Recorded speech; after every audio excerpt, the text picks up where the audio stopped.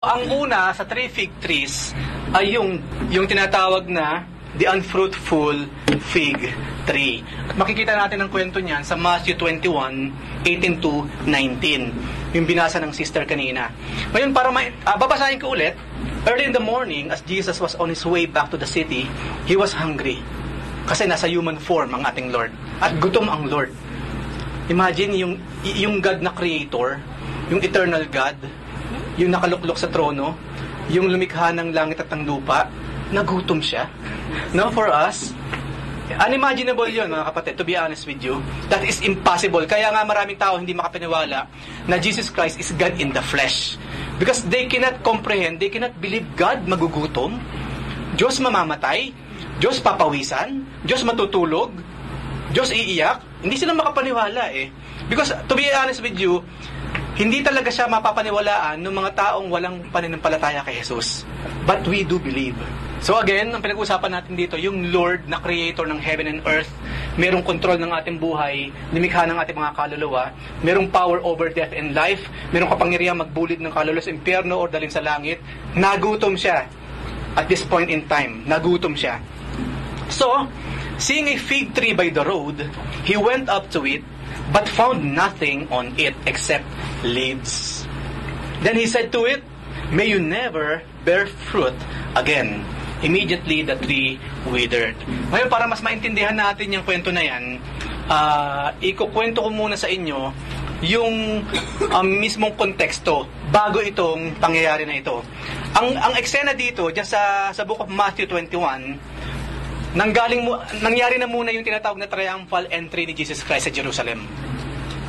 Naalala niyo yung Hosanna to the Son of David, yung mga palaspas, ganun nila. Kumuha ka ng young donkey. Kapag tinanong ng may-ari kung bakit mo kinuha yung donkey niya, sabi mo, kailangan ko at ibibigay sa'yo. Yan yung mga eksena dyan. So after ng triumphal entry niyang Lord sa Jerusalem, after niyang umiyak na makita niya Jerusalem, oh Jerusalem, Jerusalem, diba? Kung nakita lamang ng Sodom at Gomorrah, kung nakita lamang ng Sidon sa Tyre ang mga ginawa ko sa iyo, they will believe. Naiyak siya kasi sa kabila ng lahat ng ginawa ng Lord, wala pa rin naniniwala sa kanya. Wala. Imagine that. Talagang naglament ang Lord doon, oh Jerusalem, Jerusalem, how I love you so much. Pero sa kabila ng ginawa ko sa iyo, kung yun ay nakita ng mga tao nung araw, they will believe that I am the Messiah. And yet, nakita ninyo, naranasan ninyo, hindi kayo naniniwala sa akin. You will not see me again, Jerusalem, until you say, "Blessed is he who comes in the name of the Lord," or Baruch haba Bashem Adonai. Napaka heartwarming action ng eksena na yan. Kaso yung iba kasi pag naalala, yung palaspas lang naalala nila eh. Palaspas. Kaya yung palaspas naka-display. Pinangahampas or what. Pero yung nangyari kung bakit na gano'n ng palaspas, yun ang wala naman sa isip nila. At yun yung heartwarming na kwento doon. At pagkagaling ng Panginoon doon, pagpasok ng Jerusalem, siya dumiretso sa temple. And we know what happened sa templo. May mga nagtitinda doon, mga money changers, nagbebenta ng mga doves, ng mga offerings. Kaso alam naman natin, ang sabi ng Lord, ang description niya doon sa marating, walang masamang magtinda. Pero nang tingnan kasi ng Panginoon yung eksena, una, this is the temple of God. Bahay ito ng aking ama, ginawa ninyong palengke, hindi lamang yun. Naging den of thieves. Den of thieves. Mga magnanakaw, mga taong kung magpatong ng tubo, ganun na lang. Walang masama pong magpatong ng tubo, mga kapatid. Pero kapatid, no? Konting sensitiveness sa spirito ng Diyos. Kung magpapatong ka ng 200%, sa tingin mo ba may justisya doon?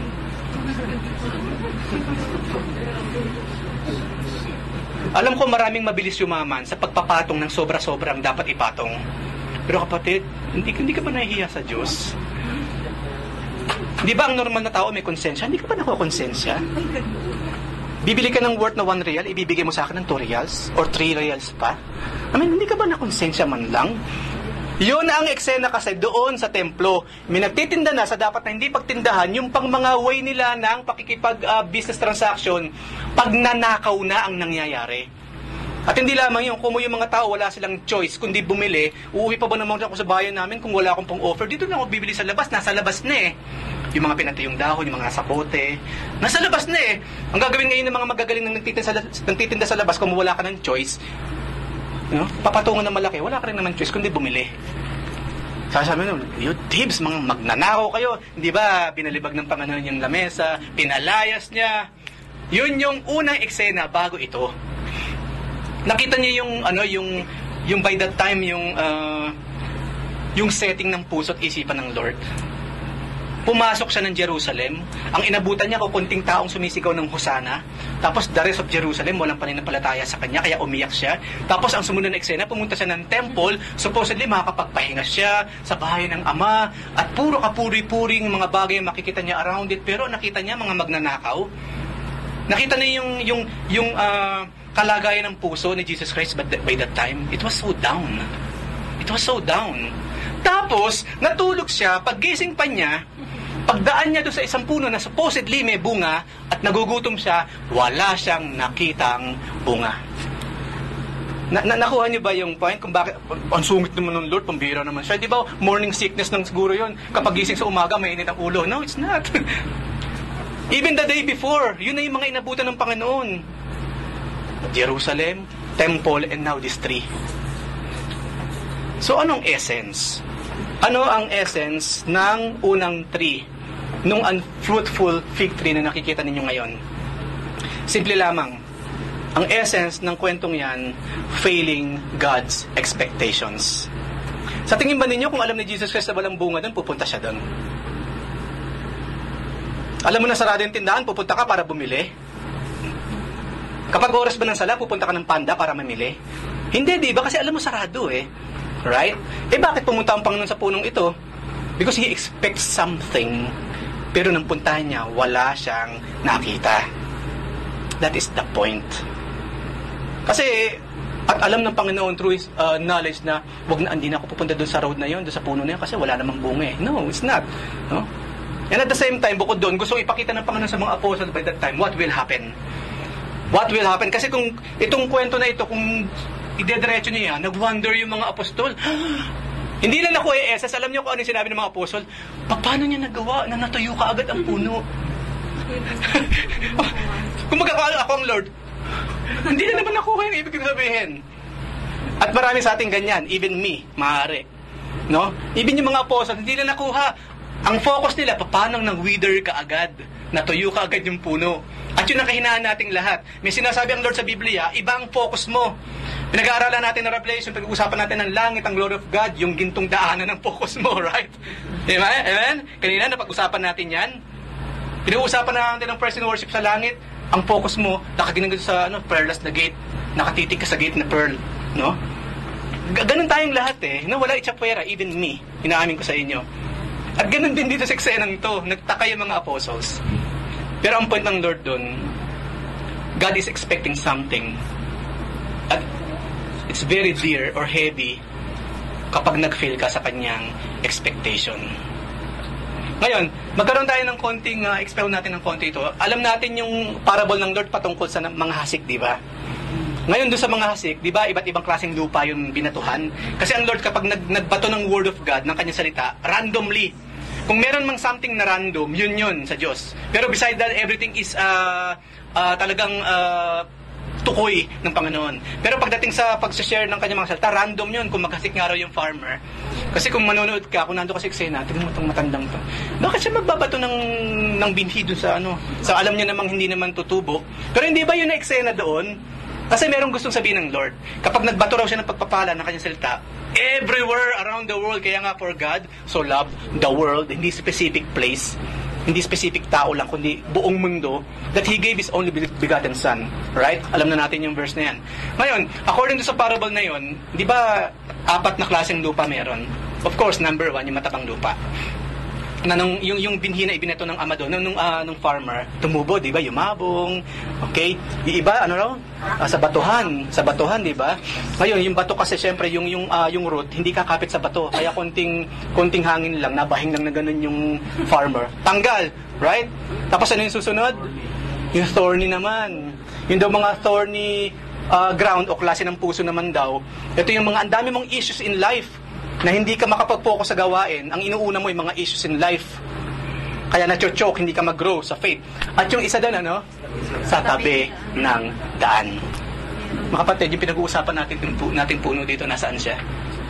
nasa tabi ng daan, kung saan maraming mga ibon na pwedeng kumuha sa kanyang mga bunga. Hindi lamang ibon, maraming dumadaan dyan. Road yan eh. Pag nakakita ka ba ng punong may kamyas, hindi ka kukuha ng kamyas. Right? Eh, tayo pa naman, mahilig sa libre. May kayumito, may kamyas. Kaya pag uwi mo ng bahay, nakapag-shopping ka na kaagad eh. Di ba? Especially nung nasa probinsya. Isipin mo, thank you po, Aling Maming. Kahit wala naman si Maming, no, kuha ka na lang ng kamyas. No? Nakakapagluto ka na kaagad sa atin ng pakbit ka agad nang hindi ka man nakakarating ng palengke eh. At ganun din eksena by that time, nagkalat. At by that time, of course, nung ang Panginoon nang siyang dumaraan dito, sa harapan ng fig tree na ito, wala na siyang bungang makita. Imagine, of all na pwedeng magutom si Jesus Christ pa, of all na pwedeng gutom na, wala pang nakain, si Jesus Christ pa. Tayo nga, di ba, pag yung lagi kong example, pag gutom, mainit ang ulo eh. Di ba? Pero ang Lord, alam natin, hindi lang basta init ng ulo yung pinairal niya rito. Because He's expecting something sa isang punong in the first place, hindi naman barren. Kasi kung alam ng Lord, ay barren to, kaya hindi ako nagagalit sa iyo tree. Because I understand. Pero hindi naman barren tree ito eh. Unfruitful ang tawag sa kanya. Iba yung barren, iba yung unfruitful. Ang unfruitful, katulad itong punong pinag-uusapan natin, supposedly may fruit. Pero bakit wala? Kaya nagalit ang ating Panginoon. At di ba nakita naman natin kung ano kaagad yung naging sagot ng Lord? Ano yung kanyang sinabi? May you never bear fruit again. Isipin mo, kala ko ba God of love si Jesus Christ? Bakit siya nagsasalita ng ganyan? Yes, God of love nga siya, kaya siya nagsasalita ng ganyan actually. No? Maling-mali sa expectation mo. Kasi maraming taong ganyan eh. Kung talagang mabait si Jesus, bakit sabi niya sa mga Pharisee, ang tatay nila si Satanas? God of love nga siya eh, kaya sinabi yun. Okay? Kaya nga sinabi yun, parang bote lang yung basong merong gatas or what, half full, half empty or what. Nasa tumitingin. Pero dito, ito yung absolute. Nagbigay ngayon ng judgment ang ating Panginoon. Once in a while sa ating buhay, God will pass by. Kanina pag-aralan natin yung mga watchers na tinatawag, and those are the angels. Nagre-report sa Diyos yan. Of course, God is all-knowing. Alam niya na yun. Kasi yun ang gusto niya eh. Para meron silang interaction ng mga angels. Okay, mag-report kayo sa akin. Even though alam ko naman actually yung report ninyo. Para magkaroon lamang ng relationship. Katulad sa atin, ba't kinakailangan pa natin mag-pray? Lord, hindi ba all-knowing ka na naman? So, bakit pa ako mag-pray? Para naman may konting interaction. Kasi yun ang relationship eh. Alam mo na ang gusto ko ha. Hindi ubra yung ganun eh. Sasabihin mo, mahal, gusto ko nga pala sinigang ha. Gusto ko yung merong, gabi or what. Kasi interaction. Ganun din ang Lord. Kaya kung nagwa-wonder kayo, bakit pa ako magpe-pray? Alam niyo naman pala ang laman ng puso ko bago pa ako manalangin. Yun. Maging sweet ka naman. Mag-usap naman kayo kahit pa paano. Interaction. Una, utos niya eh. Wala kang magagawa doon. Pangalawa, interaction. Makapag-express kayo ng inyong nararamdaman outwardly sa ating Panginoon. So, failing God's expectation, hindi po mainam.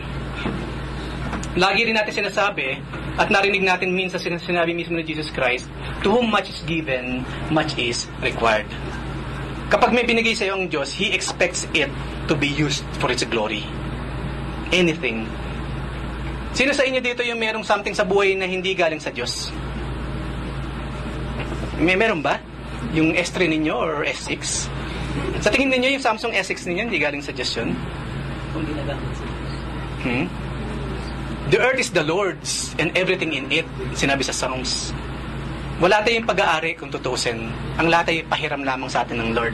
Even our time, even our life. So God expects na lahat ng bagay na yan, na meron tayo sa buhay, He expects na magagamit niya each time He passes by our life. Ngayon, hindi ko sinasabi ito para kung sinasabi, ang picture na pinapalabas ko rito, malupit si Jesus. No, He's not. But remember, He is God. The Creator. No? Sovereign siya. Ano man ang sabihin niya, walang pwedeng bumali. Anong gusto niya, yun na yun. Kung anong ayaw niya, yun na yun. Okay? Because He is God. At dito nakita natin, yung masakit na kanyang sinabi. And because, yung kanya namang judgment kasi, yun din naman mismo kasi ang ginagawa mismo ng puno.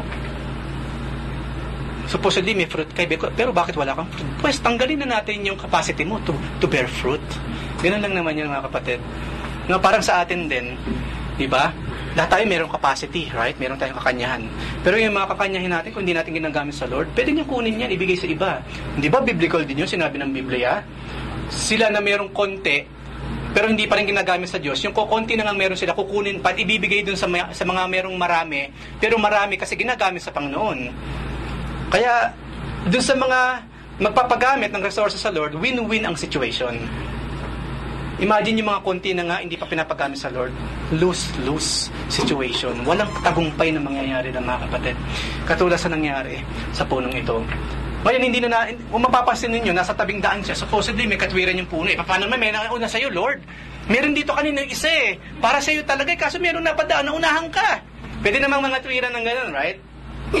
Pero no. No reason at all. Walang pwede katwiran ng tao sa Lord. Because He knew. He knows. He knows. So, ang unang puno na pinag-usapan natin ngayon, the unfruitful fig tree.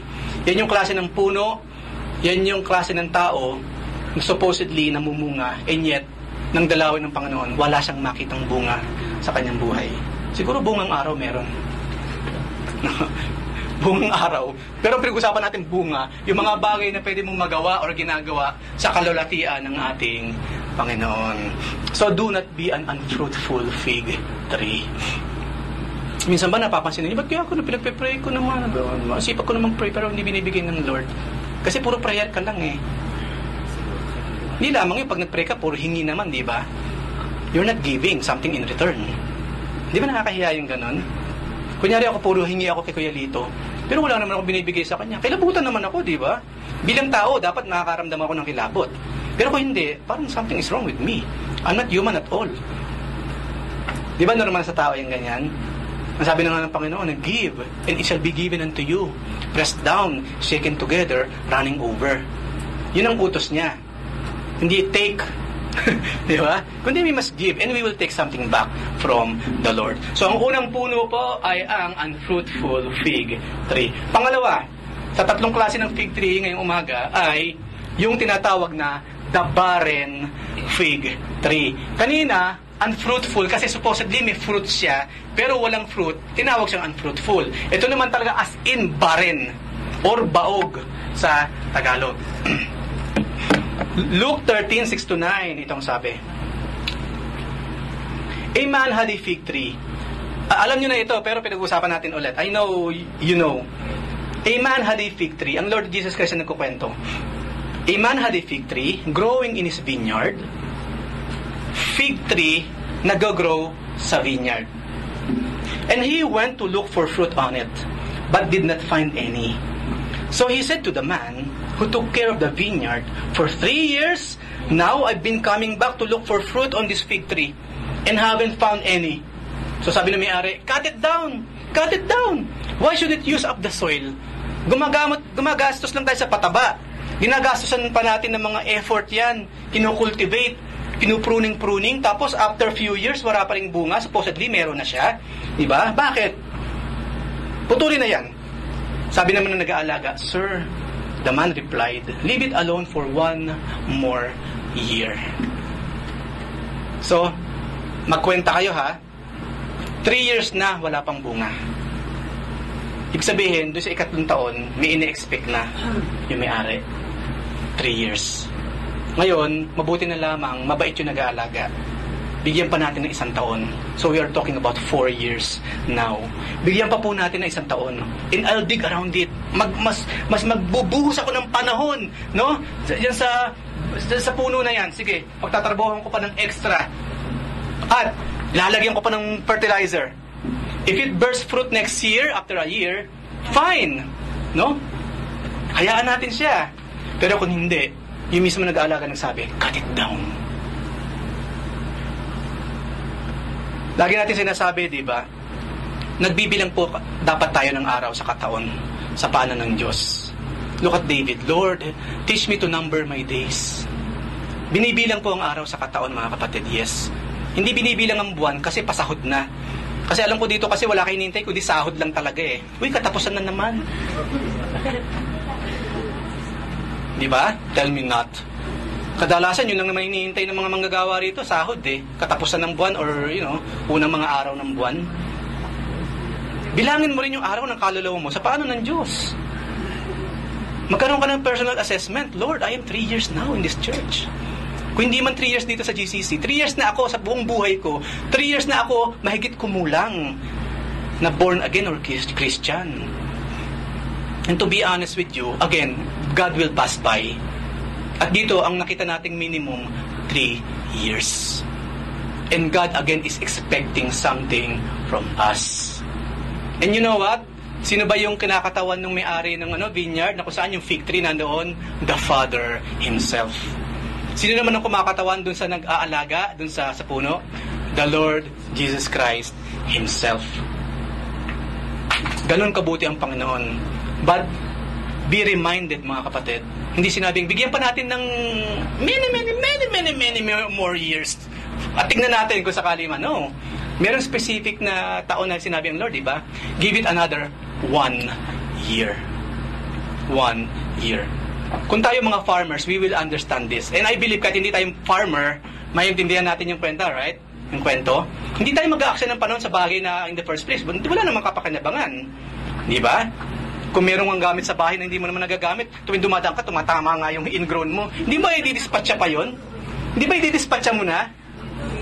Di ba ganun tayo? Kaysa maipon pa dyan, tapos nagpapasalamat sa iyo yung mga gagamba. Maraming salamat ha sa condo unit or what. Hindi ba dinidispatcha na sila? Kasi binibigyan mo lang ng chance na magkaroon ng bahay yung mga ipis saka yung mga gagamba I-dispatcha mo na. Pati surot, nandun na rin, magkakasama sila, very happy. Di ba dinidispatcha? Tayo bilang tao, ganun tayo. Teka, ano ba ginagawa nito dito? Tanggalin na natin kasi tama lagi yung including ko dyan Please. Di ba tinatanggal siya? Ganun din sa pinag-uusapan natin mga kapatid. Especially pinag-uusapan natin, again, God. He's expecting something. I will pass by one day. At dito nakita natin, malinaw pa sa sikat ng araw, 3 years.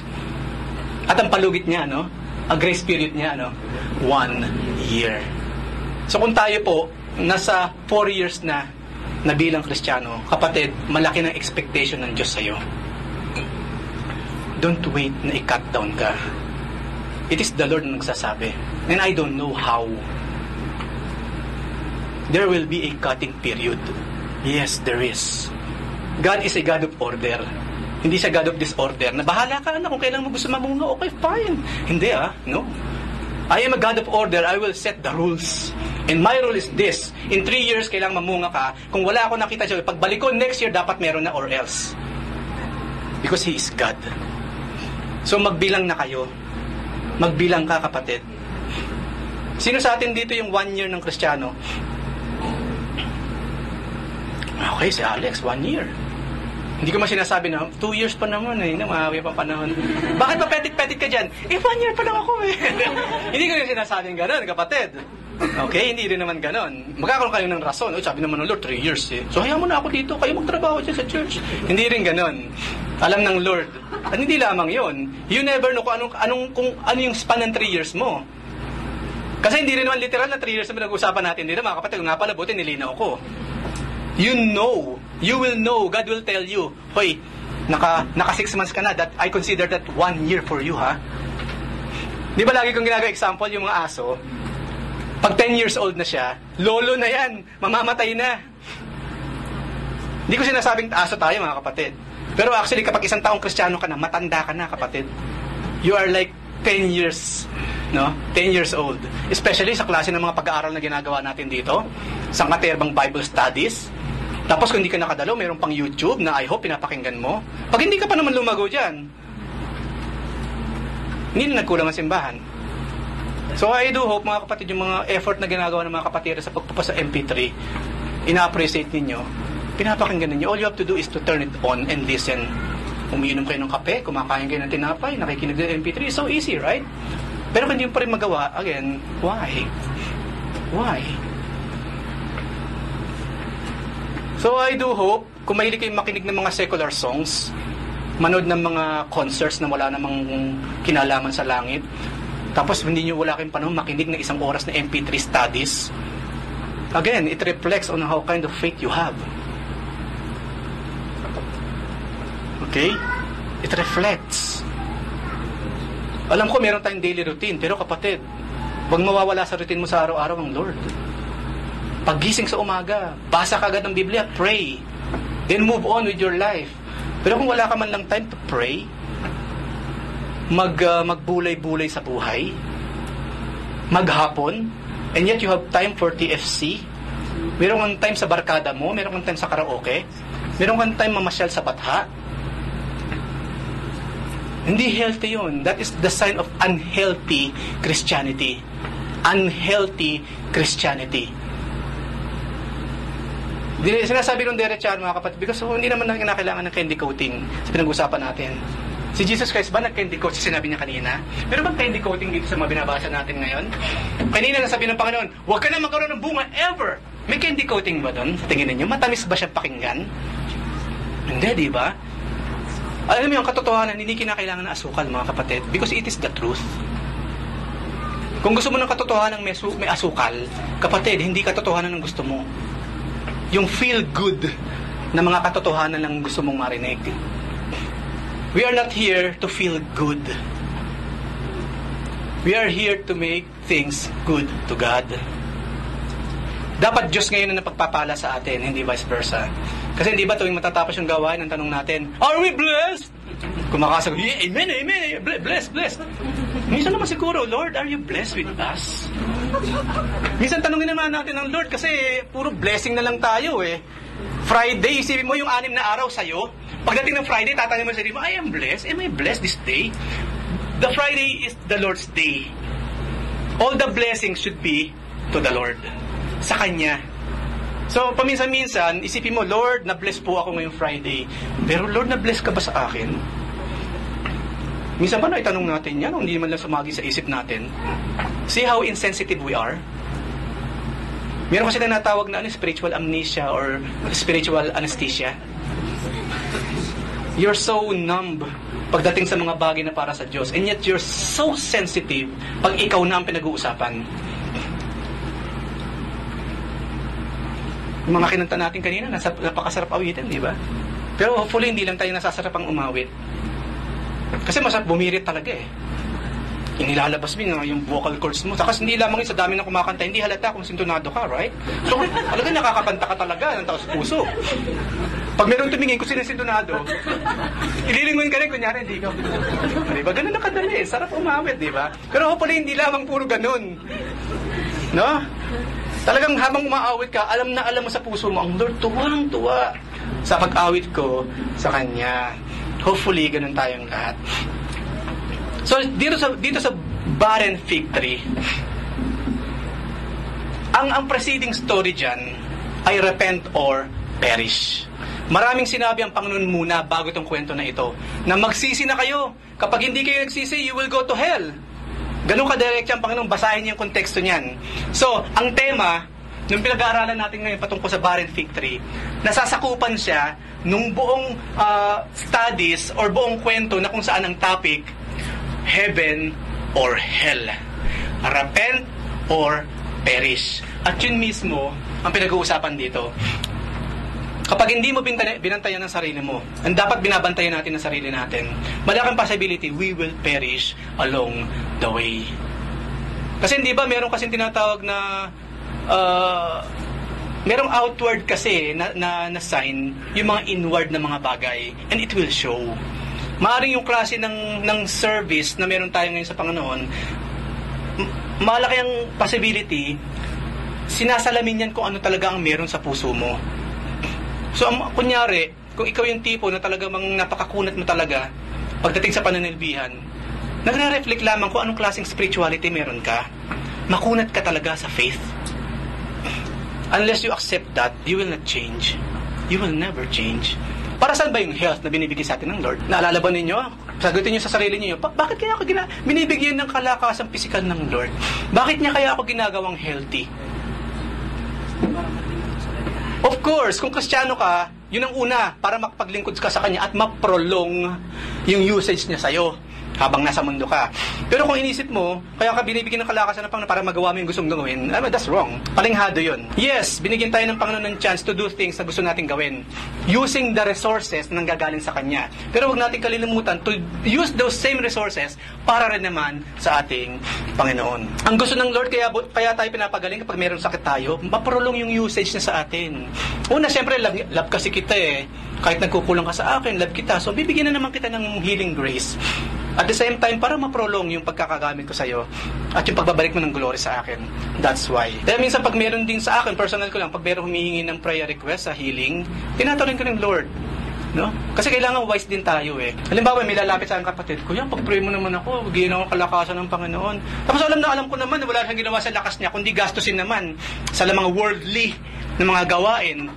Magiging kasapakat pa ako ngayon at malakas siya sa mga ginagawa niya sa labas. Mas maganda kapatid, ganito gawin natin. Kung gusto mo ng physical healing, mas maganda siguro spiritual healing muna ang ipag-pray natin sa'yo, sister or brother. Kasi napapansin ko, pag malakas ka, nandun ka eh. Kapag may sakit ka, saka ka pumupunta sa church. That's wrong. Napaka-indecent. Napaka-indecent yun. Katulad sa lagi natin example, kapag may pangangailangan sa isang kapatid, saka ka-close sa kanya. Pag nakita mo, wala naman pala akong makikita dito eh. Ayaw mo na sa kanya. Lalapit ka dun lamang sa tingin mo, in future, magagamit mo. Di ba, pamumuhunan ng tawag doon? Na kaya pala napaka-friendly sa isang kapatid, yung pala meron siyang motibo na later in life, magagamit ko to eh. So maganda siguro maging close ako kay Lito. Or what? Eh, paano kung wala? So, be wise. Be wise. Ang essence po ng kwentong ito, we are living in a borrowed time. We are living in a borrowed time. We do not own time itself. Hindi natin pag-aari maging yung mga pang-araw-araw natin, mga panahon sa buhay. Ibinigay ng Diyos yan. Each and every day na tayo gumigising, binigyan ka ng isang araw ng Lord. Each day is a day for you to prove your worth to God. Lagi natin sinasabi kapag mayroong birthday, birthdays are what? Patunay ng faithfulness ng Lord sa'yo. Ngayon, imaginein mo, nakailang birthday ka na. Pero sa tuwing may birthday ka, at i-assess mo yung isang taon na lumipas, are you being used by the Lord? Naging useful ka ba sa Kanya o hindi? Di ba ayaw natin yung tipong yung tao, ang bait-bait sa'yo, tapos alam mo naman, ikaw hindi ka naman mabait sa Kanya? Hindi ba nakakayang tumanggap ng something mula dun sa tao? Di ba, para kang, sabi nga sa Biblia, para kang nilalagyan ng baga sa ulo? The same thing with the Lord. Sa tuwing tatanggap tayo ng pagpapala, isipin mo kaagad, Lord, am I worthy of this? Kasi alam ko po, nagkukulang ako sa inyo, and yet, merong dumarating na ganitong klase ng mga bagay sa buhay ko. Why? Hindi ko rin po maintindihan, Lord. I know you love me. Yun nga lang, sa tuwing tatanggap ako ng pagpapala from you, hindi ko fully ma-enjoy because I know I am not worth it. Pues, maging worth it tayo sa pagtanggap ng pagpapala ng Panginoon by being worthy sa Kanya. Na huwag gumaya dito sa barren fig tree na ito. Ang panghuli pag-uusapan natin sa tatlong klase ng fig tree, kasi malawak yung sakop na natin pag-aaral, ay yung the budding fig tree. Ito naman yung klase ng fig tree, nagsisimula na siyang makakita ng mga buds. Yung mga bunga kasi, di ba, bago magkaroon ng santol, may bud muna eh. At out of the bud, dun lalabas yung bunga, di ba? At yun na yung pag-uusapan natin ngayon. At makikita natin yan sa Mark 13:28 to 31. Itong Mark 8:13 to 21, na patungkol pa rin sa isang klase ng fig tree, may kinalaman naman to sa ating future, sa ating mga Kristiyano. So, ang sabi ng Lord dyan, si Jesus Christ na naman ang nagkwento, now learn this parable from the fig tree. Among sa mga puno sa Biblia, yung fig tree talaga, lagi nariyan. So, the budding fig tree. Now, learn this parable from the fig tree.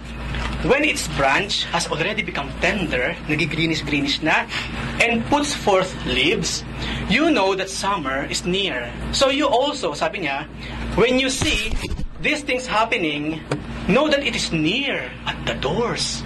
Ibig sabihin, nag-gets ng mga kausap ng Panginoon. Ano pinag-uusapan ba natin dito? Puno ba talaga or what? Alam na nila pinag-uusapan, the end of days. Yung signs ng mga huling panahon. At ang ginawang example ng Panginoon ay yung puno ng fig tree. Pag nakita niyo, nagsisimula na siya mag-bud, mag-greenish yung kanyang mga branch, at unti-unti, dahan-dahan lumalabas ang mga bunga, dumadami na uli ang kanyang dahon, then, it is near. That time is near. Assuredly, I say to you, sabi ng Lord, this generation will by no means pass away. Ngayon ang tanong, ano yung generation na pinag-uusapan natin? Are we part of that generation? Yes, we are. Yung generation na sinasabi ng Panginoon na kinalalagyan niya na magkatawang tao siya, that is the same generation na kinalalagyan natin. Ano po yung unang generation? Kung merong this generation, does it means merong other generation bago yung generation na ito? Yes, there is. And that is the generation of Adam hanggang kay Noah. Ang tawag doon, antediluvian people. Ibig sabihin, bago ang delubyo ng mga people. Yun ang first generation of people. At alam na natin, nilipol ng Panginoon yung unang generation. At natira lamang yung pamilya ni Noah. At yung susunod generation, and there will only be 2 generation. Ang pangalawang generation, yung generation natin, after Noah onwards. Hanggang sa kahuli-huli ang kaluluwang panganganak dito sa mundong ito. At nariyan po tayo sa generation na yan. We are on the second generation. At ang sabi ng Panginoon, itong generation na ito na kinalalagyan natin, okay? Dito natin mararanasan yung end of days. We will see. Mararanasan siya. At there will be signs. And you know what? Sa specific na fig tree na pinag-usapan natin ngayon, ang sinisignify po ng fig tree ay Israel herself. Israel. Kaya nung 1940s, after nung World War II, hindi ba mga Israelites nakabalik na ng Palestine? Nagkaroon na ng State of Israel. Do you know your history? Kapatid, if you're human, you must know the history of mankind. Because you're human, para makarelate ka sa nangyayari sa mundo mo ngayon. Kasi nangyayari ngayon, may kinalaman sa nangyayari nung araw. Noong 1940s, after ng Second World War po, nagbalikan ng mga Israelita from around the world. Alam natin nangyari, di ba? Minasakre sila ni Hitler. One way or the other, mga kapatid, to be honest with you, ginamit lang ng Panginoon si Hitler din, si Stalin, na pamalo sa mga matitigas na ulo ng mga Israel for them to go back to where they belong. And because of the Holocaust, nagbalikan sila sa Israel. Nagkaroon ng ano ngayon? The nation of Israel. At doon nagsimula yung mga intifada, yung mga Islamic revolution against Israel. Kaya merong mga ganyan nangyayari ngayon nowadays. Okay? Ang pinag-uusapan po natin dyan, Israel. At sabi nga ng mga theologians, yung budding na pinag-uusapan dito, nagsimula na siya 1940s pa lang. Because the fig tree is Israel herself. Kapag nakita mong bumabalik na muli yung mga dahon, bumabalik na muli ang mga Israelita, dun sa bayang ibinigay sa kanila ng Diyos, then you know the time is near. Mga kapatid, Israel is the timetable of God. If I were you, mag-focus kayo, what is the news about Israel today? Israel is God's timetable. They are. Malalaman mo kung nasang panahon ka na, depende sa nangyayari sa bansang Israel. You will know. Malalaman 100% yung eksaktong detalye, but you will know the signs, makikita mo ang signs of the last days. Mga kapatid, ulitin ko po, we are at the last days. Nasa huling panahon na tayo, mga kapatid. Gusto ba natin, ito na yung huling panahon, tapos malalaglag ka na, saka ka magbabago? Iba yung gusto natin mangyari muna. Kasi sabi nila, kapag ang tao na nasa precipice, doon daw siya magkakaroon ng sudden, abrupt change sa kanyang buhay. Kaya kaso ang tanong nga, hindi ba bang mapunta ka pa sa precipice at malalaglag ka na, saka ka pang magbabago at gagawin mo yung dapat mong gawin? Kasi ang tanong ito makakarating ka pa ba naman sa dulo? You never know. Saka na ako magbabago kapag nagkaroon na ako ng bahay, saka na ako magpapagamit pag may lupa na ako, kapag sinagot na ako ng girlfriend ko, kapag yun ba ang plano ninyo bago kayo magpagamit sa Panginoon? Kapag nasa inyo na lahat, then magkakaroon ka na ng time sa Diyos? Knowingly or unknowingly, baka hindi natin namamalayan, ganun ang ugali natin sa harap ng Panginoon. Panginoon, kapag nakuha ko na lahat ng gusto ko, then you will see me sa church. Then I will be faithful to you. Kapatid, hindi mo maloloko ang Diyos. Habang haabot kamay mo na yung pagpapala, yung pangarap mo, ilalayo ng Diyos sa'yo yan. He can do that. Totoo ba? Meron ba kayong mga simpleng pangarap pero hindi nyo maabot? Then know this, kapatid, baka naman wala ka kasing ginawa kundi abutin yung pangarap na yan. To the point, yung Diyos mismo, kinakalimutan mo. Kaya yung mga abot kamay, hindi mo maabot, ilalayo ng Diyos sa'yo yan. Seek me first, sabi ng Lord, in my kingdom, and all these things shall be added unto you. Kaya lagi natin example, tricycle na nga lang Tricycle, hindi mo ka makabili. Why? Samantalang pag tinignan mo yung sahod mo, kayang-kaya ko nang bumili ng tricycle, Lord. Pero bakit hindi ako makabili? Kapatid, ang puso mo, iba kasi ang iyong focus. Kaya abot kamay na, hindi mo pa maabot. Look at Israel. 4 na araw lang, nandun na sila sa promised land Ano inabot nila? 40 years. 40 years. 4 days lang, kung masunurin sila sa Diyos, nandun na sila sa promised land. Ang titigas ng ulo, 40 years ang inabot bago sila makarating doon sa lugar na supposedly 4 na araw lang mararating na nila. And that is our life now. Bilangin mo ang taon mo sa Saudi Arabia. Meron ka ba lang bang naipundar? Ni maliit na lupa ba nagkaroon ka? Bahay, tricycle, pedicab, anything na pinapangarap mo, nakuha mo na ba? Tapos pag tinignan mo yung sahod mo, yung sipag mo, meron naman eh. Pero why? Kapatid, consider mo, are you faithful to God? Because if you're not, you will spend many more years here in Saudi Arabia. Pag uwi mo, wala ka ng lakas. Alagain ka na ng mga anak mo. Is that your plan? Pag uwi nyo ng Pilipinas, matanda ka na, aalagaan ka na lang. Ako hindi ako nangarap ng ganyan, mga kapatid. No way! Pag umuwi ako ng Pilipinas, gusto kong malakas. Makakapag-mountain climbing pa kami ng pamilya ko. Hindi ako uuwi na ubos ang lakas ko sa Saudi Arabia. No way! I want to enjoy life. Because God wants me to enjoy my life. So I will enjoy it. Pero bago yung enjoyment, God first. Jesus first. And God will help me enjoy this life. Simple rules sa buhay ng isang Kristiyano. And me, myself, hindi ko maintindihan bakit hindi makuha ng marami. Ang sabi ng Panginoon, bakit ka gagastos sa mga bagay na hindi naman pagkain? Ang point ng Lord doon, bakit ka gagastos ng time, talent, and treasure sa mga bagay na in the first place, hindi naman talaga magbibigay sa iyo ng lasting good life here on earth. Kundi pawang temporary nga lang. At in the process, iniwan mo, tinalukuran mo ako, anak. Why? It is me who can give you these things. Tapos ako pang tatalikuran mo. It is me na pwede magpagaling ng iyong mga karamdaman. Tapos ako pang tatalikuran mo. It is me na kayang bumuhay ng mga patay. And ako pang tatalikuran mo. It is me na may hawak sa mga planeta para hindi magbanggaan. Ako pang tatalikuran mo. Ako ang lumikha ng bigas. Ako ang lumikha ng mga pinakain nyo ngayon. Tatalikuran mo ko, anak. And you expect blessings from me? Look at that. Simple facts of life. Maging maliliit na bata, maiintindihan yan. Pero why? Why? Kaya ang sabi ng Panginoon, oh, how stiff-necked you are. Hindi ka marunong dumingon sa pinanggalingan. Matigas ang puso mo, matigas ang ulo mo, then you will reap what you sow. You cannot mock me. Ano man yung tinatanim mo ngayon, aanihin mo. Pero alam niyo kung anong good news? Laging open arms ang Panginoon. Pwede tayong magpaka-prodigal sa kanyang harapan. Pero you know what? Laging meron second chance, third chance, 1 million chance, 1,000 chance. Laging meron. Yun ang napaka-good, super good side ng God. Lagi siya nakatanaw sa horizon, waiting for us to come back. And I do pray and hope, lahat tayo, dumating na sa punto ng buhay natin, makita tayo ng Ama na nasa horizon, tumatakbo pabalik sa kanyang piling. And to be honest with you, kapag ginawa natin yan, mga kapatid, you will enjoy life. Sa kapamaranang ni ikaw mismo hindi mo inimagine. You will enjoy life na ini-enjoy ng mga taong may tira pa sa pag-aaral. You will enjoy life na ini-enjoy ng mga taong maraming material blessings sa mundong ito. Ang kaibahan mo nga lang, yung blessing na sa'yo ang galing sa taas, hindi nang galing sa ibaba. At yun ang masarap, enjoyin. Yung bang pag tinanggap mo yung material blessings, maitataas mo sa langit, Panginoon. Maraming salamat sa S6. No? Maraming salamat sa iPhone.